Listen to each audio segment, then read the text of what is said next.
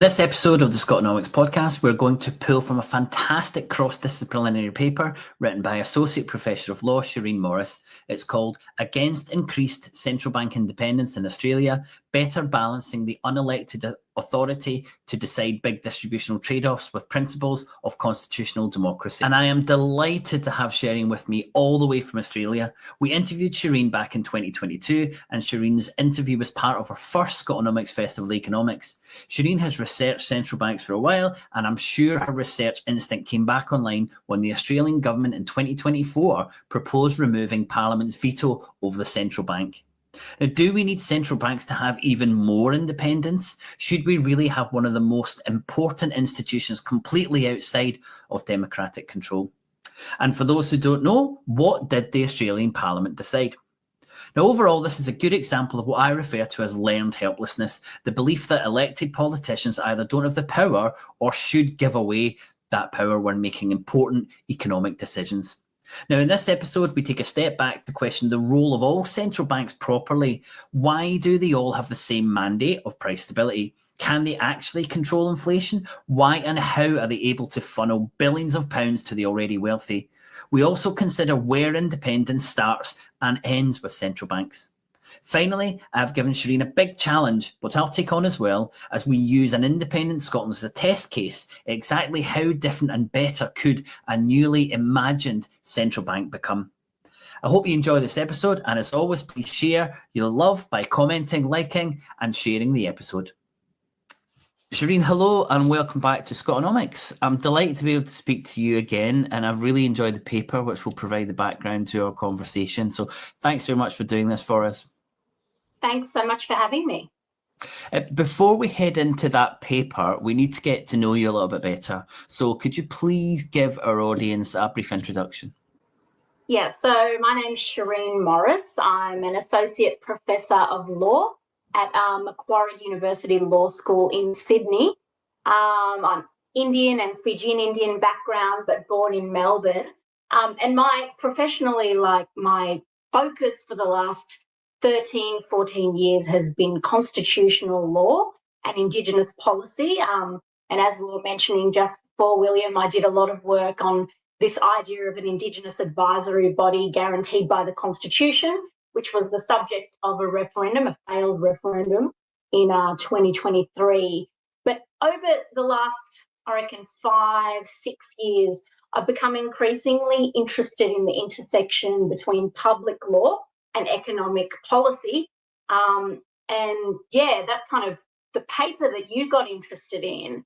The starting point for that was I had the opportunity to give the John Button oration down in Melbourne in 2022. And I'd become interested in this phenomena that, you know, we've got central banks, unelected central banks, who are charged with raising or lowering interest rates and can make the decision to keep or increase unemployment to tame inflation.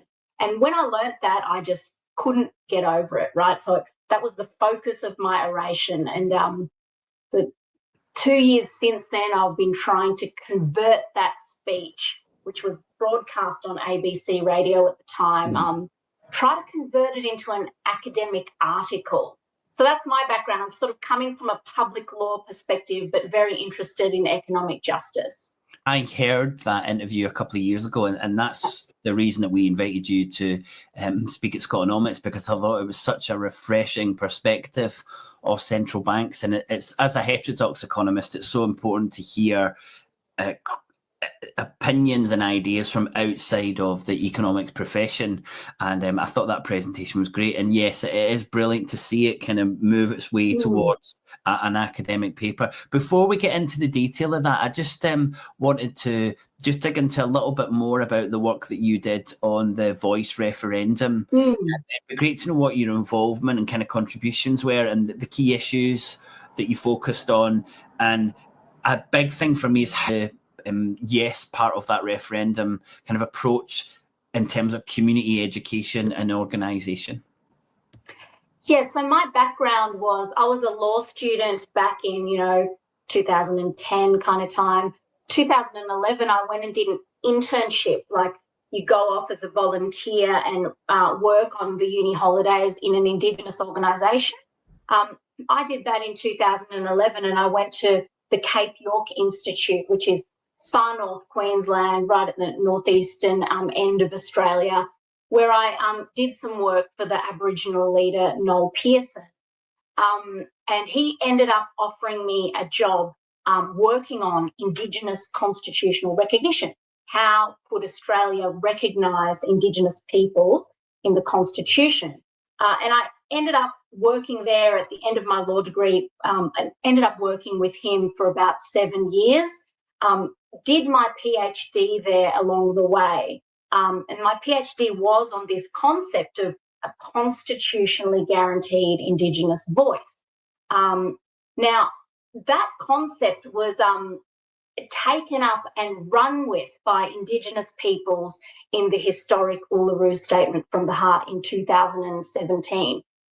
So I sort of have been involved as a sort of helping with the policy development side of things as a young lawyer, and then became involved as an advocate alongside Indigenous leaders around the country. So my involvement was long-standing. Now, this question about how did the Yes campaign, approach community buy-in for this, there was all sorts of activities going on in the lead up to the 2023 referendum. It's a very diffuse campaign, like lots of grassroots activism, door knocking, phone calling, social media, all that kind of stuff. But the Yes campaign was up against a major, and that was the lack of bipartisanship, right? So the Labor government had won the election in 2022. They said they were going to put the Uluru Statement's proposal for a constitutionally guaranteed voice, so essentially an advisory body. They wanted the ability, give the constitutionally guaranteed ability to give advice on laws and policies made about them. Non-binding advice, right? So a pretty modest proposal. But the coalition had been opposed to that idea and still were opposed to that idea when Labor said they would put it to a referendum in 2023. And history shows that in Australia, you need bipartisanship for referendums to succeed because of the double majority threshold. So that is what the Yes campaign was up against, and it got comprehensively defeated, I think primarily because of that. There was also a lot of very strong, simplistic cut-through no campaign, which got a lot of traction on social media. And it tends to be when you're suggesting change, you have to put all the information forward. But when you're defending the status quo, you can take the simplest approaches and, as you said, still cut through. So Scotland lost its independence referendum in 2014, and I'm seeing a lot of similarities there with the kind of educational piece that you had to go through. Was there any support for the no campaign from within industry or think tanks or anything like that? All the regular right-wing think tanks were aligned with the no campaign. So that was very predictable. It kind of split along party lines. There was some, media reports of very wealthy mining figures being associated with the no campaign as well. But I have to caveat that with the fact that other reports, because, expenditure had to be disclosed, right? So you could see. The Yes campaign was actually better funded than the No campaign, right? So there was corporate money behind the Yes campaign as well. I think a critical factor here is that the Yes campaign did not properly anticipate the extent to which social media dynamics and the ways in which algorithms favour negativity, falsity, all of that stuff. It is very easy for negative and false messages to go completely viral on social media. So that kind of exacerbates what you were saying just before, that it's much harder for a Yes campaign, a campaign for reform, to make a sensible, truthful, factual, nuanced case for reform, because sensible reform is quite often nuanced, right? It doesn't easily lend itself to a cut-through slogan. And that is something that progressive reformers going forward are really going to have to grapple with. How do you sell good reforms in an age where it's very hard these days to have a rational, sensible conversation, especially online? Oh, Shireen, we could have had an hour just on that topic, but we're going to come back to central banks. It's brilliant to hear how wide your perspective is on this, because as I said at the start, I think it's really important that the people we've got looking at our institutions have as broad a scope of understanding and awareness of how this fits into the wider economy and society. Now, before we go into Australia, which is a part of your paper, and that's such an interesting story about what's happened with the central bank in Australia. I'd like to make sure the audience understands the role of central banks and what they do in our economy. So I'm going to start fairly basic here. Let's talk about the mandates for central banks. What are these organisations in general supposed to do? Yeah, so central banks historically kind of evolved based on this idea that something was needed to discipline a national government's power to create and spend money, right? And that power to create and spend currency or money, and this is where my constitutional perspective comes in, that's a sovereign power. It's a power that's associated with a nation state's sovereignty, right? And it is a power that sovereign states tend to possess. However, there's been this long-standing argument dating back to, David Ricardo in 1824, people expressing this anxiety that a sovereign government will be predisposed to abuse their power. And this worries about abuse of power. That is obviously a widespread worry in constitutionalism generally, right?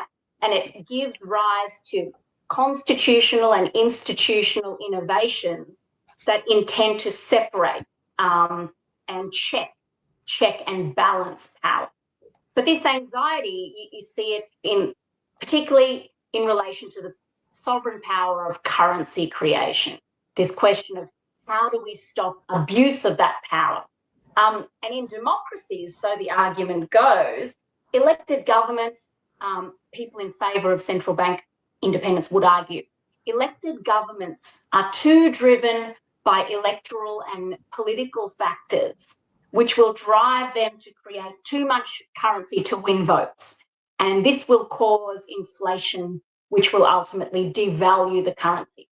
So therefore, mechanisms are needed to check the power of government in that regard. And this is the kind of justification that has led to the development of central banks and independent central banks. The idea being that we need to remove currency creation powers from political control. And this led to legislatures delegating those powers to independent bodies, central banks, who are meant to be apolitical. And so let me use the Australian Central Bank, the Reserve Bank of Australia, as an example. In the past, it's had this three-pronged mandate around price stability, the pursuit of full employment, and pursuing the economic prosperity and the welfare of Australians. In practice, that has worked as a dual mandate that requires the bank to determine monetary policy decisions that promote full employment and price stability. Now, the interesting thing is that the legislation provides no hierarchy between these goals and no definition of those terms.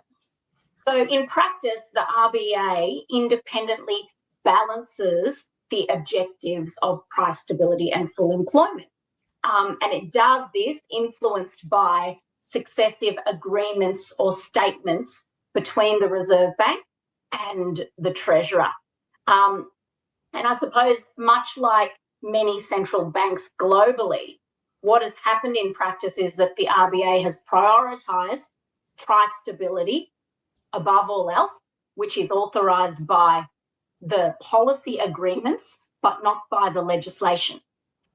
So using interest rate the interest rate lever as their primary tool, the RBA, controls inflation, as you know, by conserving a pool of unemployed Australians. And I find that remarkable. Yeah. The fact that this has happened, yes, it's happened with elected executive endorsement, but it's happened without parliamentary endorsement. And that has been the case since around the 90s. And this is what I find constitutionally interesting. Unelected technocrats decide whether or not to increase the unemployment rate, whether or not to make 100,000 or so more Australians unemployed to tame inflation. Somehow, as a society, we have been convinced to delegate that massive power to unelected central bankers rather than allowing the people to directly oversee that. However, in Australia, as my paper explains, we still do retain some democratic oversight. When you step back, it does look rather ridiculous, doesn't it? Well, we're going to go into a little bit more detail. So you highlighted there really the importance of price stability, and it's normally the control of interest rates which central banks use to kind of control that, and that some central banks have a full employment mandate. The Bank of England doesn't. It has a price stability and a kind of economic stability similar to the other mandate that you've got in Australia. But overall, most of these central banks have, or actually all of these central banks have price stability as their core function, with other mandates kind of added on to that. And I think we'll come back to how that full employment mandate plays out. So we've got an idea why they were created and the types of things that they do. Let's speak about the people who work in central banks. And obviously this has got to be general because there are 100 central banks and tens of thousands of people who work in them. But who is it that's making these decisions? What type of people are employed by central banks? And where does the power lie within these banks?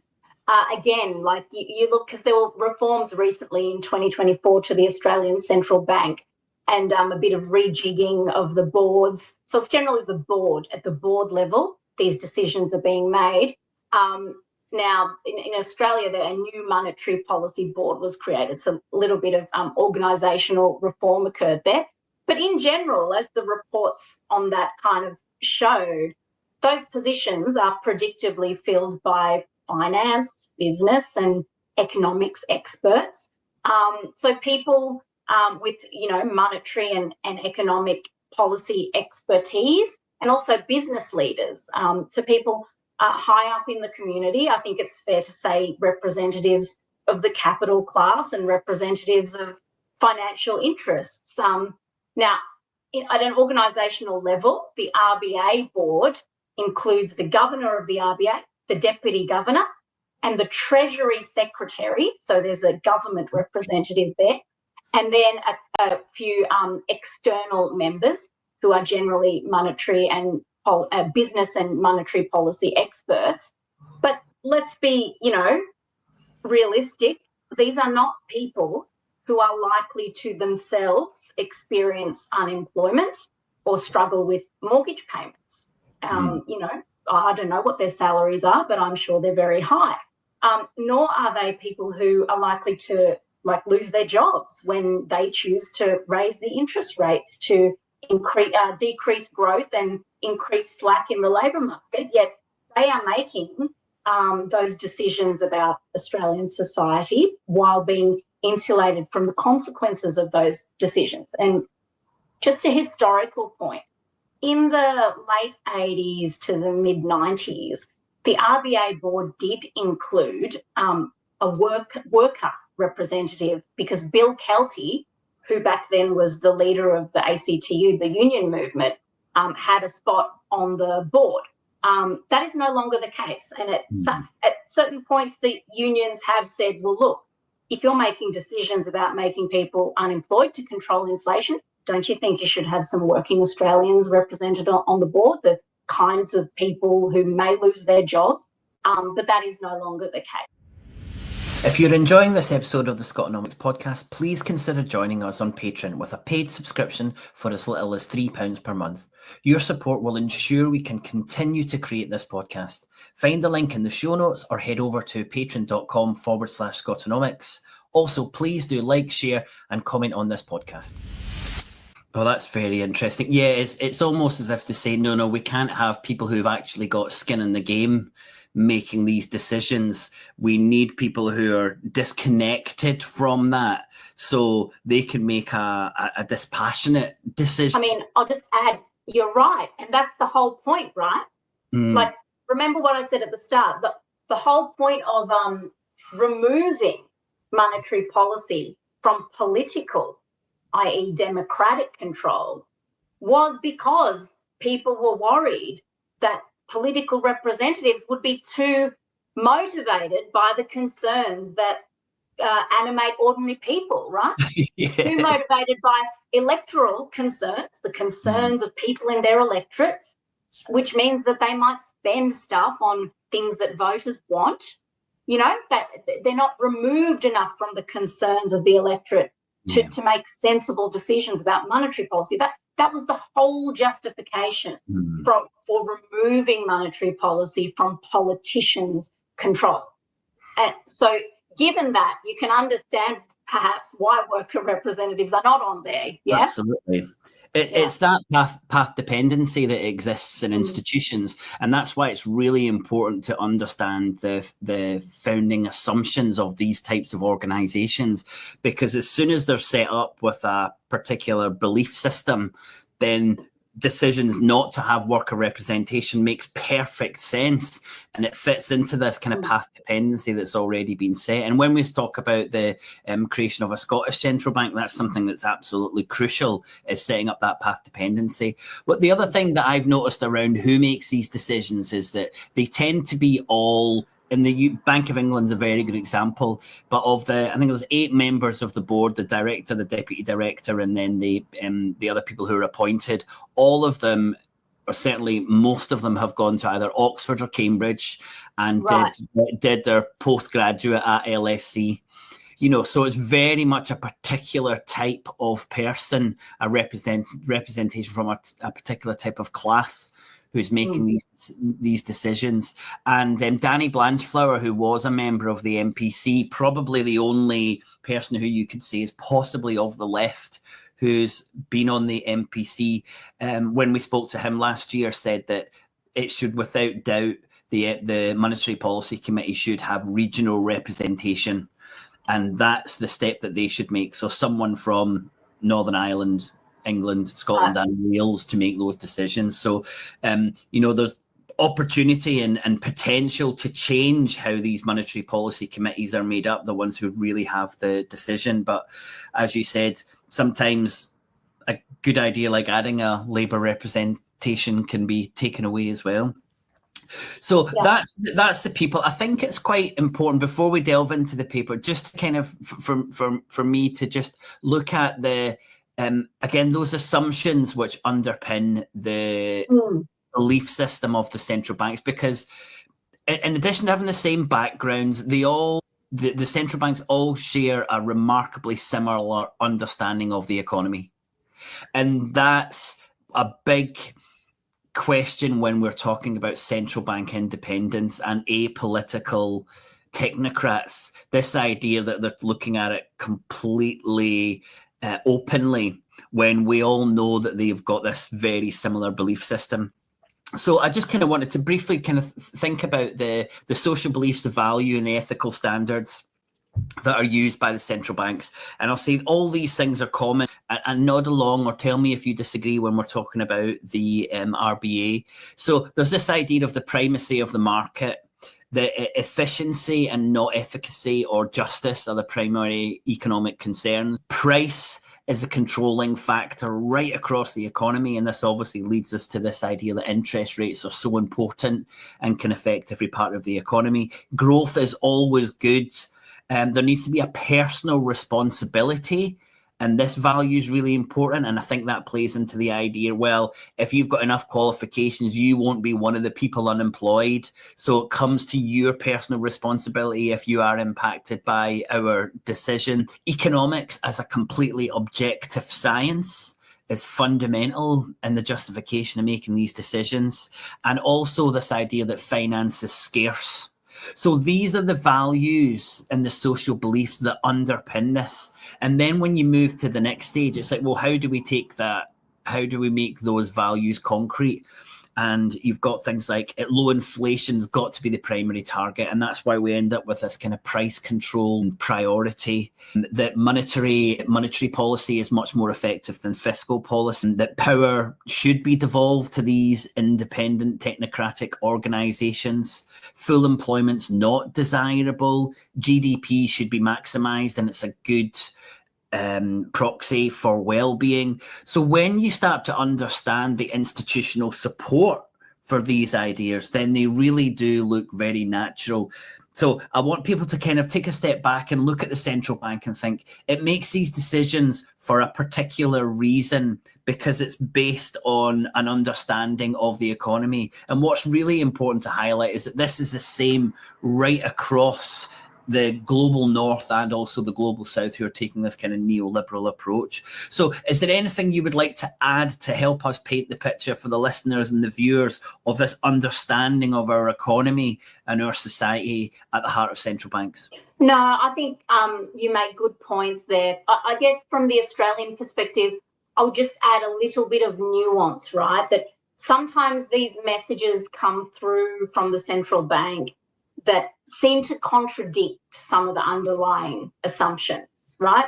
So you increasingly hear people admit these days things like, oh, we don't really know where the Nauru is, for example, it's not observable. It is this idea that there is a natural rate of employment, or there is a natural level of full employment at which stable inflation can be maintained, yeah? So this idea that you have to have a bit of a buffer of unemployed people to stop wages and prices getting out of control. And historically, the Nauru, they've tended to estimate what's the acronym stand for, William? So it's the non-accelerating inflation rate of unemployment. So this is a tool that central bankers use. And often it translates to around 4 or 5% unemployment, right? So it is kind of a tool, a formula that is used to justify conserving or increasing the number of Australians who are unemployed in order to control inflation, because of this idea that it's natural. There is a natural rate of unemployment that's needed to maintain stable prices, right? Now, at the same time as basically adhering to that framework, you hear comments along the lines of, we don't really know where that Nauru can be pinpointed. We don't really know. And I'll just say, and they can't do it. It's completely unobservable. Unobservable is the word that you hear. That's a huge issue, because they're just saying it exists. It's like magic. It exists. We can't see it. We can't define it, but we know that it's there. But this is one of the things that guide the decisions that these institutions make, something that's unobservable. And again, if you take a step back, you're thinking, how can anyone really be held to account when it's also kind of like unobservable? Yes, and yet the lack of alternative ideas, I think, leads to a situation where, well, that's what we have, so we'll keep using it. Now, the other contradiction arises, and I saw this when they did the RBA review in 2023, that on the one hand, there is this adherence to central bank independence, and in Australia, there was even a push by the RBA review, taken up by Labor, to increase that independence by getting rid of the Treasurer's override power, but I'm sure we'll come back to that. But so on the one hand, they push for maintaining or even increasing independence, and on the other hand, the review says, but we need more coordination with fiscal policy, right? We need more coordination between monetary policy and fiscal policy. So how do you have those two things? That is not clear, because the call for greater coordination, communication, partnership seems to completely contradict the idea of separation and independence, right? So there are these contradictions in there, that kind of and these nuances that I think, speak to the fact that individuals working in this space can probably see that we can do better, I think. And I think it's maybe there's an opportunity, if we keep having these conversations in the right way, to kind of persuade people to be open to some additional or new approaches. I want to kind of look at this idea of central bank independence, because you've mentioned it already. In your view, in general, what's your thoughts on the idea of central banks? Are they independent? And reading your paper, I'd like you to kind of explain the concept of interdependence, and then I'm going to just add a little bit of the MMT analysis. Yeah. So I think from a public law perspective, it's important to point out that no institution that's created under legislation and that's accountable to the government, and there's lots of those types of bodies, right? None of those institutions can ever be totally independent from government, because legislation can be changed, which means Parliament technically stays in charge. And I'll just talk about Australia to illustrate the point. The RBA legislation, in fact, establishes kind of interdependence, as you say. So this idea of mutuality or partnership and expectation of dialogue. And there's lots of provisions in the Act that establish that expectation, right? What's happened over time is that, absent legislative change for the most part, in practice, the bank has become more separated from government, and that has happened via policy and practice. But I think that this concept of pure independence is a myth, because, it's impossible to achieve. Because how do you escape politics? How do you escape value judgments? How do you escape making distributional choices? It's hard at the best of times, and it's impossible if you are a central bank whose job it is to decide whether to slow the economy, which will result in people losing their livelihoods, right? So I think independence is kind of, it can be understood as a myth towards which central banks may strive, but they can't achieve it, because they have to make these political choices about who wins and loses in the economy. So in the paper, I argue that we need to sort of embrace that reality and return practice to the spirit of the legislation, which envisaged kind of partnership, communication, coordination between fiscal and monetary policy. And where we are now, you also described as this kind of clear example of a democratic deficit. So do you just want to give us a little bit more of a flavour of how you got to that, and what is the extent of that democratic deficit? Yeah, so I go back to how democratic control over public finance evolved historically, right? And because, as we know, the idea of the people's via government's control of finance, that was a central animating idea in the development of democracy itself. This idea that the people are supposed to wield power over the public purse, right? Dating back to the Magna Carta, etc. No taxation without representation and all that. Now, your guy, Walter Bagehot, up there, writing in 1873, he talked about how democratic oversight over finance diminished over time, because he said, he's observing, back then, Parliament, he said, had become the true sovereign instead of the monarch, which meant Parliament could no longer be trusted with responsible finance decision-making. The executive, the cabinet, was the more responsible entity that should be entrusted with that. So he talks about this reduction of democratic oversight because financial decision-making responsibility transferred from the Commons to Cabinet, right? But he warned, you still need parliamentary involvement in those decisions. Otherwise, you risk making, if it's just up to the executive, decision-making might work blindly, he said, so that democratic involvement was important. Now, following that trajectory, that story, I argue that, we've now gone from transfer of oversight from the elected parliament to the elected executive and now to the unelected central bank making these crucial decisions about economic policy. And in a sense, this has deepened the democratic deficit in public finance decision making. And there's this sense in which, and you see it in constitutionalism more generally, but this sense in which we've coming full circle, where the original justifications for democracy itself was this idea that we needed public control over the purse strings. And now it's like, oh no, the representatives of the public, political representatives, cannot be trusted with the purse strings. We need to give that power to unelected technocrats or economic aristocrats.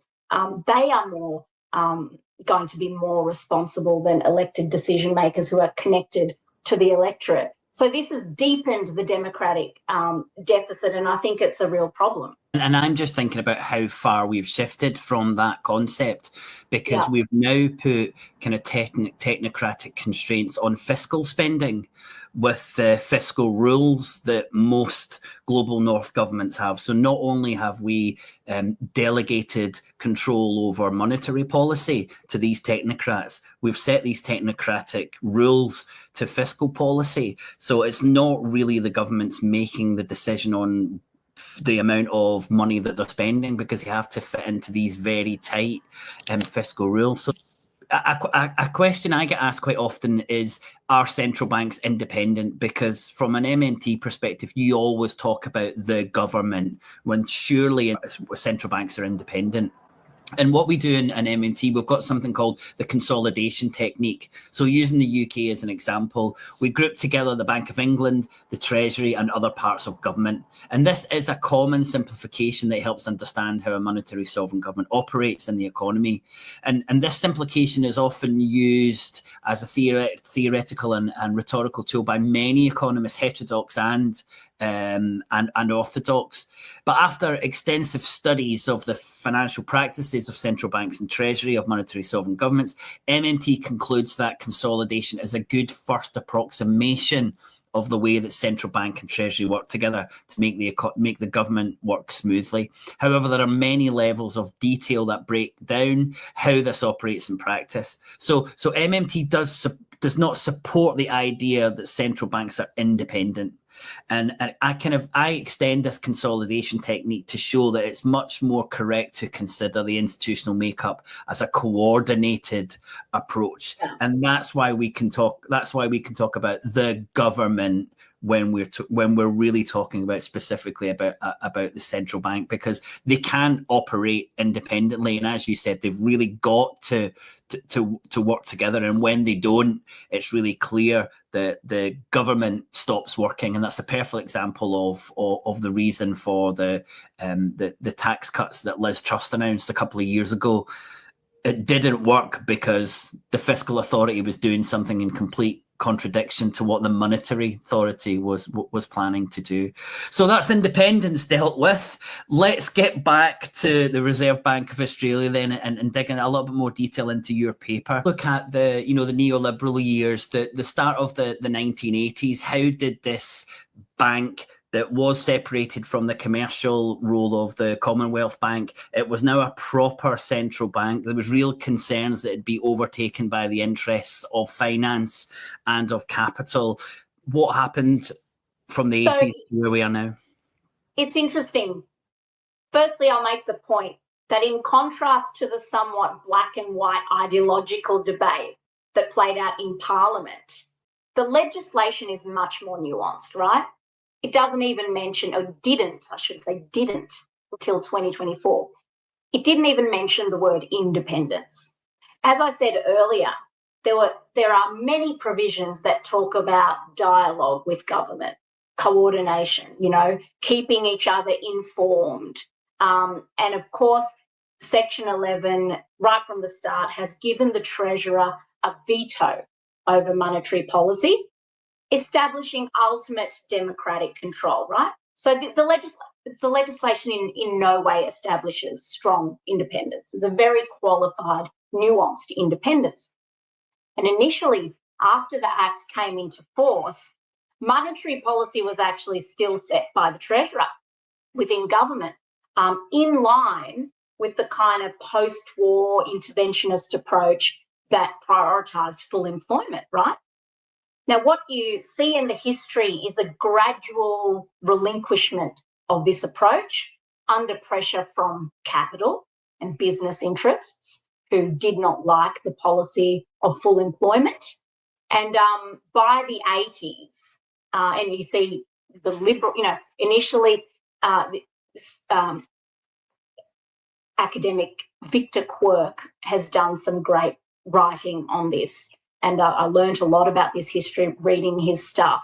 But he shows how, the Menzies Liberal government was initially forced to support full employment because of political demand, right? No one at that time, in the post-war years, no one could get away with unemployment higher than, say, 2 or 3%. And the Liberals were forced to support that as well. However, there was this chipping away, and he recounts this cabinet discussion in the 50s around Menzies' Liberal cabinet table, where members of government are saying, oh, gosh, isn't it a shame that the only way we can force people to work harder and increase productivity is by increasing unemployment? Full employment is to blame for all the inflation we're seeing. And then decade or so later, you see the chairman of BHP urging the Whitlam Labor government in the 70s to create a pool of unemployed Australians to control this rampant stagflation, right? So along the way, the Liberal government sort of started abandoning its support of full employment, and eventually the Labor government did as well. Now, some argue, Whitlam kind of tried to blame the Fraser Liberal government for deliberately making people unemployed to control inflation. But former Labor Prime Minister Bob Hawke, when he was the president of the ACTU, the union movement, he accused the former Labor Prime Minister Whitlam of, in fact, adopting this approach in his 1977 budget, right? So in short, what happened is initially inflation targeting and central bank independence wasn't a thing despite the 1959 RBA Act. But over the 70s and by the 80s, central bank independence became the approach alongside inflation targeting, the targeting of 2 to 3% unemployment at the expense of jobs. And this became bipartisan policy. It was embedded in 1996 by the first agreement between Prime Minister John Howard and the Reserve Bank governor at the time, and it's stayed that way ever since.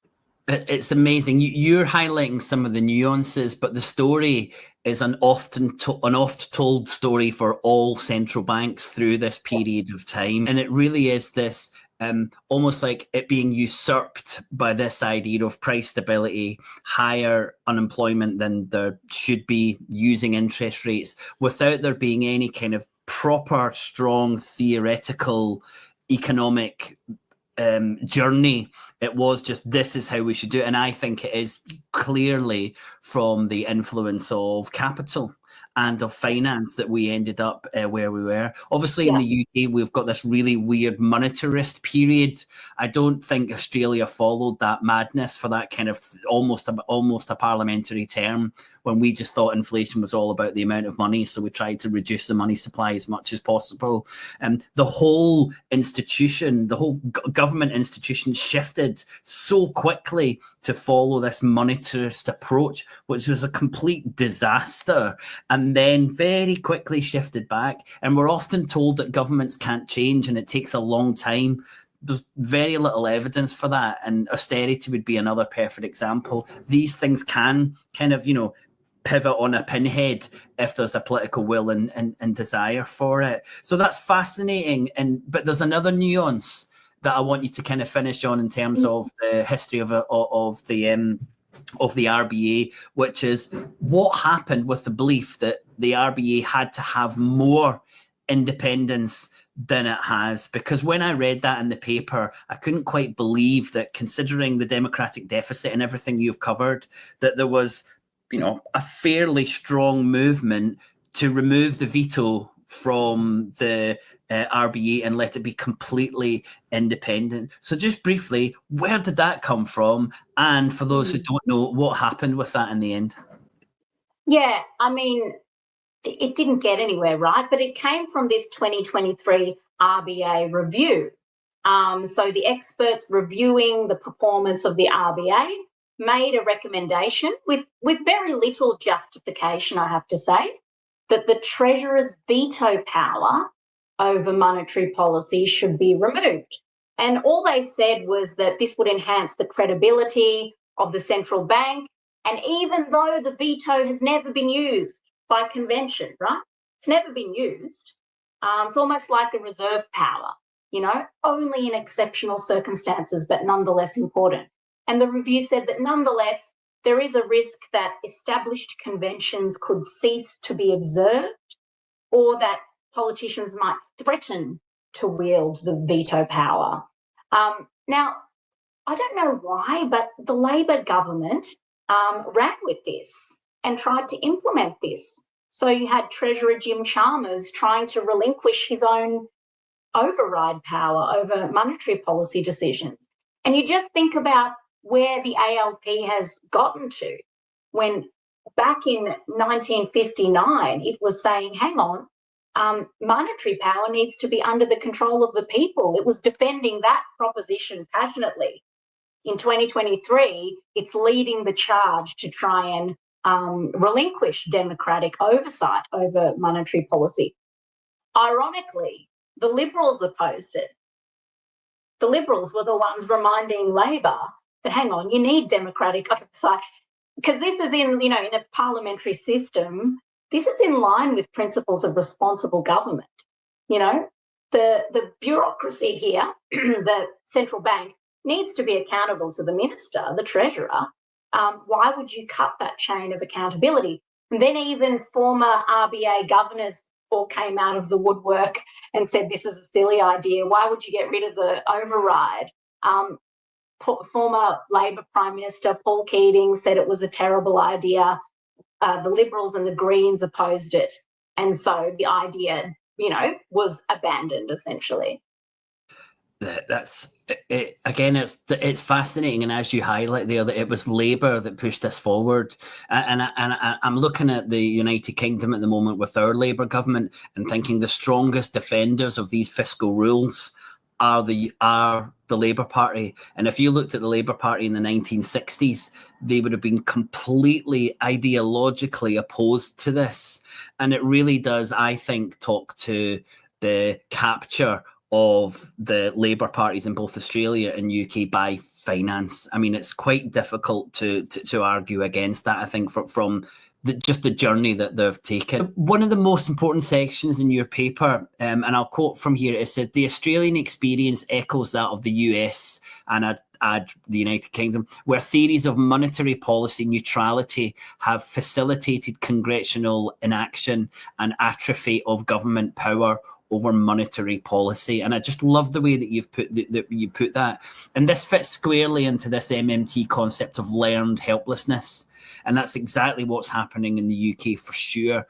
Can you explain what this kind of idea of monetary policy neutrality, what impact has it had specifically on our economy, but also on our society?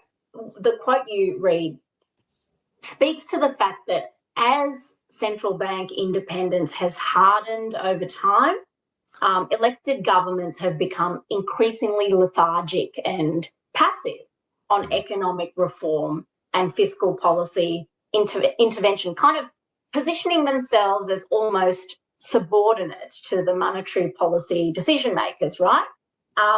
And remember, this is a sovereign government elected by the people that has sovereign powers to do things in this space. And yet somehow over time, because of that debate we were just talking about, which boils down to a disagreement between Labor and Capital, Capital comprehensively won that disagreement, right? And they did so effectively that they were able to implement institutional reforms to embed their preferred way of doing things. And the result has been, as Paul Tucker notes, the more central banks do and the more discretion they possess, the less elected fiscal authorities will be incentivised to do. And I think there's mixed reasons for this. The US economist Eric Leeper, he also points out that actually politicians kind of also have selfish reasons for preferring this state of affairs where the independent central bank runs controversial aspects of economic management. He says because it enables blame shifting. They can use the central bank as a whipping boy to avoid blame for unpopular economic call, right? So this sense of atrophy, I think, is a real thing, a shirking of power and responsibility. I would argue it's almost an abdication of sovereignty, because the government has the power to achieve economic justice, right? It really does. But over time, we have become convinced that they don't. And political actors themselves have, to an extent, become convinced that they do not or should not wield that power. And I think that needs to change. There's another point I wanted to highlight in the paper. Why do we presume a generation of orthodox economists got the balance so right that the policy flexibility of their successors should be curtailed, as if economic innovation ended in the 1990s and no further improvements could be made? Is that really, when you were looking at it, you just thought we'd made decisions, 35 years ago, and very, very little has been changed, but also those decisions haven't been challenged in any meaningful way? Yeah, and I think it's because of this the massive success that capital interests have had in promulgating their preferred ideology and way of doing things, and that has successfully influenced both sides of politics, such that there is now no meaningful debate, right? There is too much disagreement on the basics of economic policy. Of course, there's some important areas of deviation, and that's good. But the fundamentals, these fundamentals, like should unelected technocrats be deciding whether more Australians need to be unemployed to control inflation? That question is not debated. It's accepted as a given. And I think the myth of technical neutrality has been exceptionally successful in taking the contestability of that assumption off the political table, right? Now, the thing that gives me hope, I think, is that but before I say that, is one of the reasons this has been able to occur is because that key shift, the key shift from the post-war situation where we used to have unemployment as low as 2%, that shift to, we need a cohort of 4 to 5% Australians to be unemployed to control inflation, that shift, that massive shift with massive distributional consequences occurred absent legislative change. It occurred via policy and practice, essentially by agreement with the Reserve Bank and the executive, right? So it occurred absent parliamentary scrutiny and debate. And that is why I think That's how they get away with it. That is how they got away with it. That is how they get away with doing the unthinkable, right? Now, what gives me hope is that when you did have recently some parliamentary debate about a small aspect of this picture, the override, the veto power, people saw a bad idea and they contested it. Because democracy, if it's working as it should, enables that to happen, right? And also because there are incentives in the political system to contest things, which is a good thing because it tests ideas. So I think if there was a way to render some of these fundamental assumptions subject to political debate, that would be a way of bringing it to the attention of the Australian people, right? But you can see why, and I think if that happened, people would kick up a fuss about this. Because I think ordinary Australians, if they turned their minds to this issue and thought, hang on, are you telling me that unelected central bank people, are you telling me that they can decide to make people in my industry unemployed? Why are working Australians bearing more of the burden of controlling inflation than other parts of the community? I would love to see a situation where we somehow have some higher quality political and parliamentary debate about some of these things. I did just want to add to what you'd said, and the quote was about orthodox economics not doing anything. And there's this wonderful quote from Dirk Entz that says, since the 1980s, many countries have restricted the spending possibilities of democratically elected governments because they would supposedly not handle the money creation privilege. And that's what you've spoken to. But Dirk adds, at the same time, private banks have been completely free to decide who gets loans and what they're used for. This constellation should not be understood as some kind of normal. If one prefers to entrust the supervision of money supply to an independent institution instead of leaving it to a democratically elected government, one should also support credit controls. After all, in reality, it is neither the central bank nor the government that determines the money supply, but mostly the private banking sector and the business cycle. So I think that's really important to build on your idea that decisions were made and they're now just seen as being natural, when actually there's an inherent contradiction in that, as Dirk points out there. It's clear to everyone that what we've got right now is not working. And I think when you look at you can look at the cost of living, you can look at the stagnation of wages, you can completely look at the ecological decimation of the current approach to our economy. I think there's enough there to get people onto at least round the table to forge a new direction. Well, I hope, and you and I are going to see if we agree on the redesign of a new central bank for an independent Scotland. Well, I don't want to say what should happen in Scotland, right? Because everyone should design it as per their circumstances. But let me pose 3 ideas that I propose for Australia, right? And see if you would like to take that up in the Scottish situation. One is the idea of reciprocity rather than independence, partnership rather than independence, which is actually what the RBA Act actually contemplates, right? Although the word independence has been inserted in the 2024 reforms. And why? Why should there be partnership, coordination, dialogue between the government and the central bank?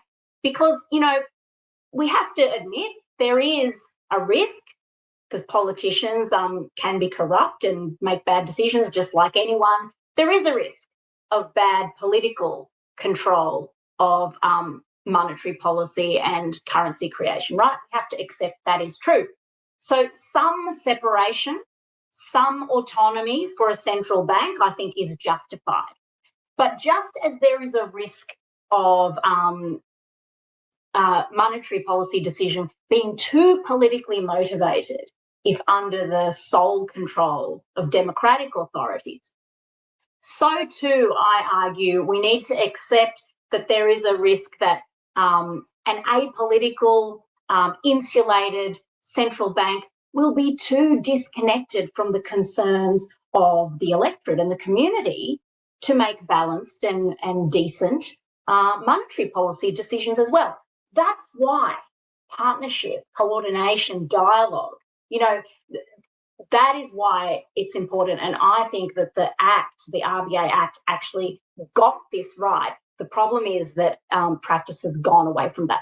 So an idea I propose to facilitate that sense of partnership and coordination is that there could be a National Public Finance Committee consisting of the Prime Minister, the Treasurer in Australia, and the Reserve Bank Governor, who would be charged with making joint coordinated decisions about how to reconcile monetary and fiscal policy for agreed public policy goals, right?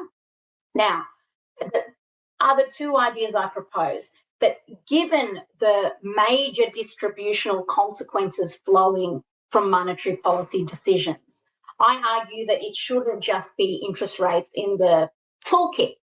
I think we should all look carefully at Keynes's idea from 1940 of a compulsory savings mechanism, and the Australian economist Lachlan McCall has written about this. Australia already has superannuation infrastructure, which could be built on. But why should, if inflation is caused by too much money flowing through the economy, right? And if money needs to be taken out of the economy to cool inflation, why does that mean we have to give money permanently away to banks? Why? That doesn't make sense, right?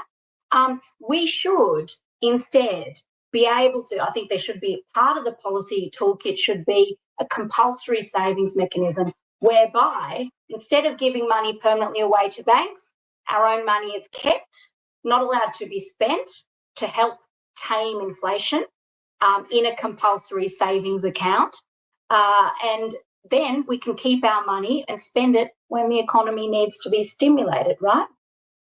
Final idea, of course, MMT idea, is that even if a compulsory savings mechanism pulls money out of the economy, job losses would still result, right? When the economy slows, job losses may still result. Now, there should be a federal job guarantee, which I agree, anchored at the minimum wage, would not be inflationary. So that instead of being chucked onto welfare benefits when job losses result as a consequence of fighting inflation, why can't people have a minimum wage guaranteed job instead of being thrust at below the poverty line welfare in Australia? Those two mechanisms would significantly reduce the distributional trade-offs that flow from monetary policy decisions, making the delegation of monetary policy to an unelected central bank more justifiable in a democracy. That's essentially the argument I make in the article. If that was successful, what you would have achieved is to change the values. And I spoke about that at the start, trying to explain the values that underpin the central bank. And if actually you can do that, because you were speaking about public policy, and public goals, and also this idea of full employment, it might seem, to someone who's more on the radical end, it might seem that that's just kind of tinkering with the system. But if you can change those values, then everything else will change. So I think that's really good. The compulsory savings, I think, is an interesting idea because, of course, that could be something right across the economy, but really only affects those who have got significant savings. So that is targeted in almost the exact opposite way than what we've got now, which targets people who are likely to be unemployed.